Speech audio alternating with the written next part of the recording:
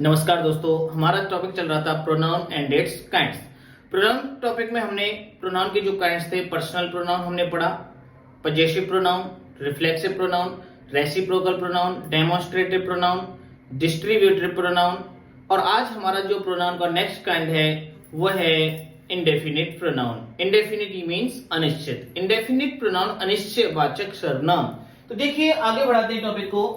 Next है हमारा जो सेवंथ काइंड है वो है इंडेफिनिट प्रोनाउन अनिश्चयवाचक सर्वनाम। यानी कि वे प्रोनाउन जो अनिश्चितता का बोध कराते हैं, कोई भी प्रोनाउन जो अनिश्चितता का बोध कराए इंडेफिनिट प्रोनाउन कहलाते हैं। इस चीज को हम दूसरी तरह से भी समझ सकते हैं, यानी कि ऐसे प्रोनाउंस जिनके बारे में स्पीकर एवं लिसनर, स्पीकर मीन्स वक्ता, लिसनर मीन्स श्रोता, यानी कि वे प्रोनाउंस जिनके बारे में स्पीकर और लिसनर दोनों ही नहीं जानते, दोनों ही अनभिज्ञ होते हैं, दोनों के मन में उसके प्रति अनिश्चितता का भाव होता है, वो इंडेफिनिट प्रोनाउन कहलाते हैं। जैसे आप कहते हैं मुझे कुछ दिखा, मुझे कुछ दिखा, यानी कि स्पीकर आप हैं, लिसनर जो आपकी बात को सुन रहा है वो भी उस चीज कुछ के बारे में अनभिज्ञ है, अनिश्चितता का बोध हो रहा है। यहाँ पे कोई घर आया था, आप अपने पापा से कहें कि पापा आज कोई आपसे मिलने आता, कोई, यानी कि आप उसके बारे में नहीं जानते, आप उसके बारे में आपके मन में अनिश्चितता का भाव है। तो इंडेफिनिट प्रोनाउन यानी कि स्पीकर और लिसनर जब किसी चीज के बारे में नहीं जानते हैं तो वो इंडेफिनिट प्रोनाउन कहलाते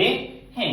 अब बात यह है कि इंडेफिनिट प्रोनाउन होते कौन कौन से हैं। देखिए एनी, सम, एवरी और नो, इनसे बनने वाले जो प्रोनाउंस होते हैं, यानी कि एनी से बनने वाले प्रोनाउन, सम से बनने वाले प्रोनाउन, एवरी से बनने वाले प्रोनाउन और नो से बनने वाले प्रोनाउन इंडेफिनिट प्रोनाउन कहलाते हैं। अब ये एनी से कौन कौन से बनते हैं। देखिए एनी से बनते हैं एनीवन, एनीबॉडी, एनीथिंग। ऐसे ही सम से समवन, समबडी, समथिंग। एवरी से everyone, everybody, everything. No one, nobody, nothing. यानी कि वन, बडी और थिंग, तीन चीज जुड़ रहे हैं इनके साथ में, यानी कि एनी, सम, एवरी और नो से बनने वाले प्रोनाउन इंडेफिनिट प्रोनाउन कहलाते हैं। एनी से बने anyone, anybody, anything, someone, somebody, something, everyone, everybody, everything और no one, nobody, nothing.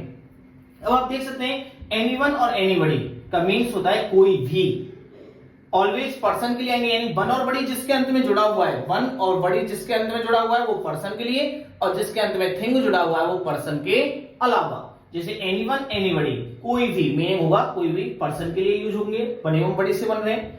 Anything, कोई भी, लेकिन थिंग के लिए यूज होगा क्योंकि इसके अंत में थिंग जुड़ा हुआ है। ऐसी समवन, समबडी, वन और बड़ी जुड़ रहा है इसलिए मीनिंग हो गया कोई, ओनली फॉर पर्सन। समथिंग यानी कि कुछ, थिंग जुड़ा हुआ है यानी कि थिंग के लिए यूज होगा। एवरीवन, एवरीबॉडी, हर कोई, एवरीवन, एवरीबॉडी, हर कोई, वन एवं बड़ी जुड़ रहा है इसके अंत में इसलिए पर्सन के लिए यूज होगा। एवरीथिंग, सब कुछ, यानी कि वस्तु के लिए यूज होगा। नो वन, नोबडी, कोई नहीं, वन एवं बड़ी जुड़ रहा है पर्सन के लिए, और थिंग यानी कुछ नहीं, वस्तु के लिए।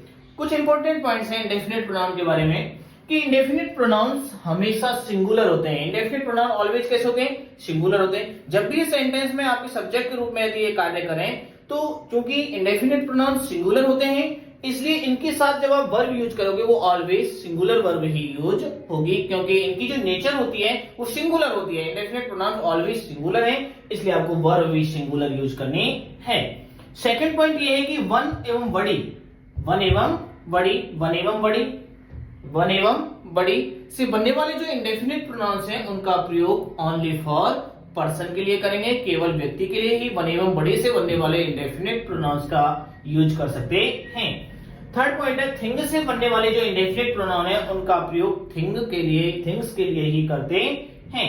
एक चीज और, ये जो एनी से बनने वाले इंडेफिनिट प्रोनाउन है, एनीवन, एनीबॉडी, एनीथिंग, इनका यूज ओनली आपको इंटरोगेटिव या नेगेटिव सेंटेंस में ही करना है, यानी कि एनी से बनने वाले इंडेफिनिट प्रोनाउंस का प्रयोग इंटरोगेटिव एवं नेगेटिव वाक्यों में ही किया जाता है।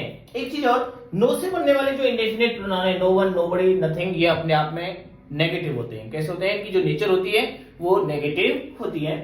फॉर एग्जाम्पल एवरीथिंग आपको फिल करनी है, यहाँ पे ब्लैंक्स में फिल करना है be is possible in the world, यानी कि संसार में सब कुछ संभव है। आपसे वर्ब फिल करवा रहा है, यहाँ पे आप देख सकते हैं सब्जेक्ट के रूप में इंडेफिनिट प्रोनाउन आ रहा है एवरीथिंग, यानी कि, और ये इंडेफिनिट प्रोनाउन है, इंडेफिनिट प्रोनाउन ऑलवेज सिंगुलर होता है इसलिए वर्ब क्या लगाएंगे, सिंगुलर। तो यानी कि बी की आपको सिंगुलर फॉर्म लगानी है। तो देखिए बी की फॉर्म होती है is, are, am, was, were. Is, are, am का प्रयोग प्रेजेंट के लिए और वॉज, वर का प्रयोग पास्ट के लिए। यानी कि पास्ट से संबंधित कोई वर्ड अलग से इसमें है नहीं। इसका मतलब यहाँ पे आपका इज, आर, एम में से आपको फिल करनी है। चूंकि एवरीथिंग इंडेफिनिट प्रोनाउन है, सिंगुलर है, इसलिए वर्ब भी इज, आर, एम में से सिंगुलर यानी कि इज। नो वन, कोई नहीं, इंडेफिनिट प्रोनाउन है जो कि सिंगुलर है, वर्ब भी सिंगुलर आएगी। Want to be poor and miserable, कोई भी पुअर, गरीब और दयनीय नहीं बनना चाहता। तो देखिए सिंगुलर वर्ब लगा दें, wants. No one wants to be poor and miserable. दोस्तों आशा करता हूं आपको हमारा वीडियो पसंद आया होगा। यदि आपको हमारा वीडियो पसंद आए, लाइक करें, कमेंट करें और हमारे चैनल को सब्सक्राइब करें। थैंक्स।